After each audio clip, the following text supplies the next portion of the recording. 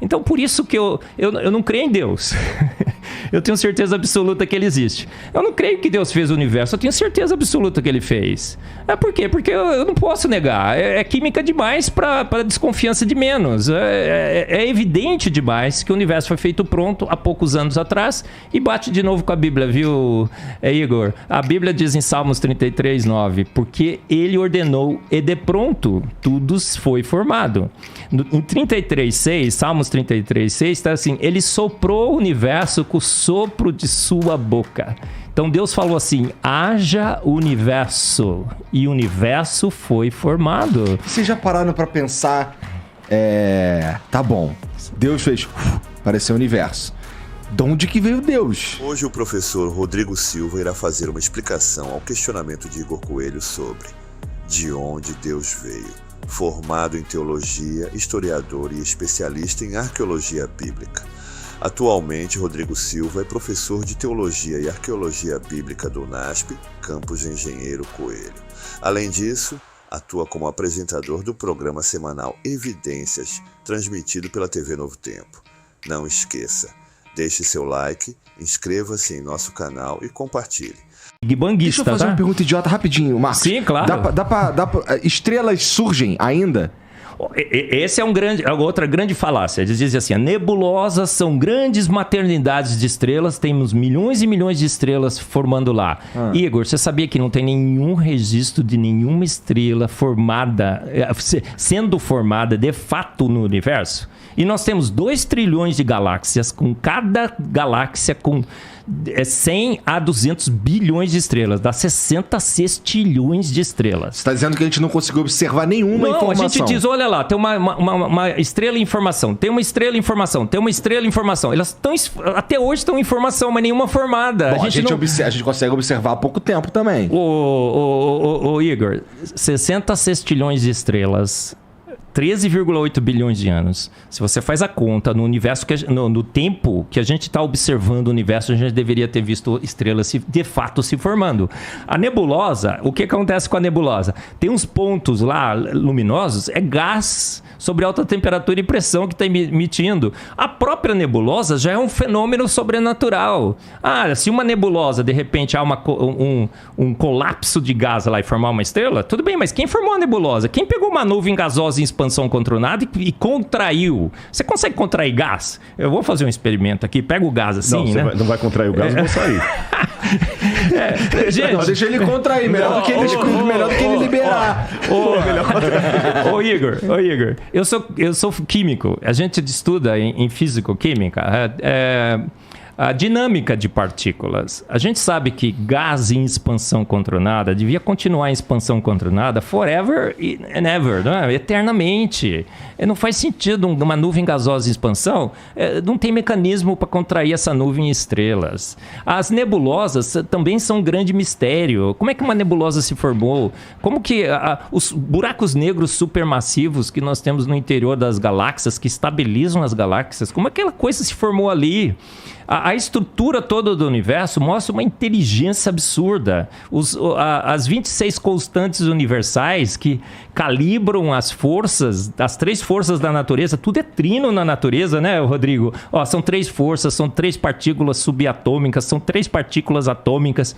E essas 3 forças são calibradas por 26 constantes universais.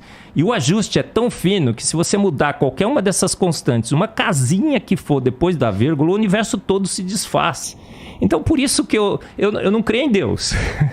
Eu tenho certeza absoluta que ele existe. Eu não creio que Deus fez o universo, eu tenho certeza absoluta que ele fez.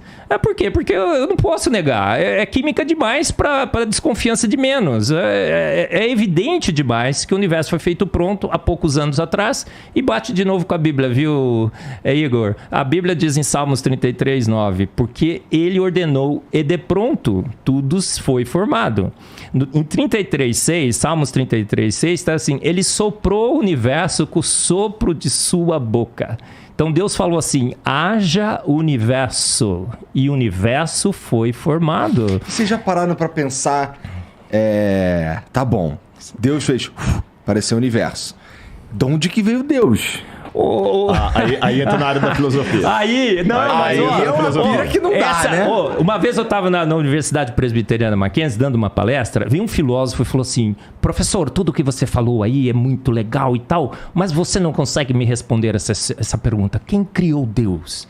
Mas o Igor, essa é uma pergunta filosoficamente equivocada. Sim. Um bom filósofo jamais faria essa pergunta, não é, Rodrigo? Não, e ela é feita... Eu ia até trazer... Acho que eu te dei outra vez o meu livro, O Ceticismo da Fé. Sim. Dei pra minha mãe, inclusive. Eu ia trazer outro hoje, mas ficou tudo na Jovem Pan lá, viu, de manhã. Tá, mas eu vou tudo trazer bem. da próxima vez. Aí entra na área da filosofia. Permita-me falar o nome Big Bang aqui para me referir apenas ao start inicial do universo. Claro. Sem entrar nos pressupostos químicos e físicos que não é minha área. O que havia antes do Big Bang? Ou seja, desse start inicial? O nada. É o nada absoluto. Porque um ponto de comum acordo entre ateus e design inteligente, eu acho que qualquer um concordaria comigo no sentido seguinte. Antes do ponto inicial do Big Bang, não havia gravidade, não havia tempo, não havia espaço. Não tinha nada. Não tinha nada. Era o nada absoluto. Tá certo? Mas aí vamos partir de uma questão filosófica que é repetida por vários, desde Parmênides na Grécia Antiga, que os latinos traduziram como ex nihilo nihil fit. Do nada, nada se faz. Se não havia nada, por que hoje há algo ao invés de nada? Então, é mais lógico supor que havia algo. Agora, esse algo que havia, para formar tudo que existe, tem que ser um algo que não está preso ao tempo, porque o tempo veio depois dele. Esse algo não pode estar preso ao espaço, porque o espaço veio depois dele. Ele não pode estar preso à gravidade, ele não pode estar preso a nada. Então tem que ser um algo que seja, no sentido do nosso tempo, atemporal. Não que ele não tenha um tempo próprio dele, mas esse tempo aqui teve um começo, então ele tem que existir antes. Então ele não pode ser temporal, ele não pode ser espacial, porque o espaço não existia. Ele não pode ter começo, porque ele começou todas as coisas. Então tem que ser, seja lá o ET que fez tudo isso, ele tem que ter essas qualidades. Ele tem que ser um ser dotado de vontade, porque ele resolveu fazer tudo. Ele tem que ser um ser dotado de design, porque ele criou coisas com desígnio. Ele tem que ser um ser dotado de inteligência, porque ele criou com inteligência. Esse ser, então, não pode ter sido criado por nada, porque se ele foi criado por nada, a única coisa que eu faço do ponto de vista filosófico é deslocar a pergunta mais para trás. Uhum. E mais para trás. E eu vou cair num ad infinitum absurdo. Eu tenho que obrigatoriamente chegar a 2 caminhos, não tem 3. Aliás, 3 caminhos. Ou eu acredito que a matéria e tudo que existe veio do nada, e me perdoe. Aí vem o meu limite. Isso não é científico. Porque, mas é provado. Não, então vamos falar de método científico agora. Eu vou até pedir licença para entrar na sua área. Eu li muito, desde os primórdios do método científico lá com Francis Bacon, depois as leis de Stuart Mill. O método científico ele tem que ser replicável, ele tem que ser observável, ele tem que ser visto em laboratório, ele tem que ser falseável. Por exemplo, até desse exemplo hoje de manhã. Como é que eu posso provar para você que gasolina de carro não funciona para avião? É simples, é falseável. Você pega a gasolina do carro e colocar lá. Agora, não é falseável dizer para você que Santos Dumont estava sem cueca quando ele se suicidou. Não tem como voltar lá e verificar isso. Tá certo?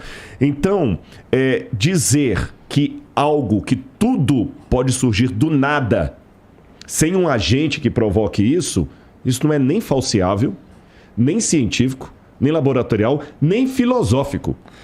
Mas nem os caras que pensam no Big Bang como o início de tudo, eu já os vi falando que eles não fazem ideia do que causou o Big Bang. Exatamente, mas só quando eles falam assim, existe uma diferença. Quando a frase, olha as 2 frases. Não faço ideia do que causou o Big Bang. Um agnóstico pode falar isso. Beleza. Você está sendo honesto. Não faço ideia. Mas só dele falar não faço ideia do que causou, ele já está admitindo que houve que um causador. Algo causou. E pelo menos ele está admitindo que algo causou. Ele não faz ideia de quem que é. Se é um ET, se é o ET de Varginha, se é o Bilu, se é o Deus da Bíblia. Mas ele admite que algo causou. O problema é o outro, puro, que fala o seguinte, nada causou.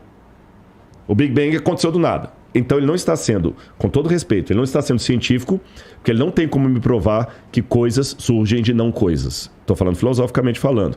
Por que eu não tenho medo de aparecer um tigre aqui agora e sair devorando todo mundo? Porque não tem como surgir um tigre do nada. Exatamente. Se um tigre não pode surgir do nada, por que toda essa estrutura que a gente viu pode surgir do nada?